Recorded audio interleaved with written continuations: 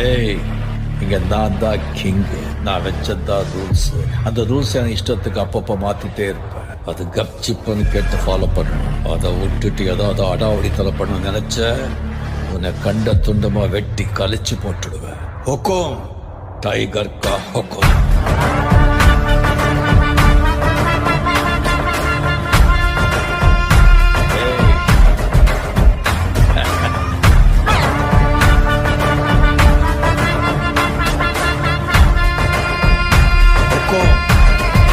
Tiger கா ஹொக்கோம்.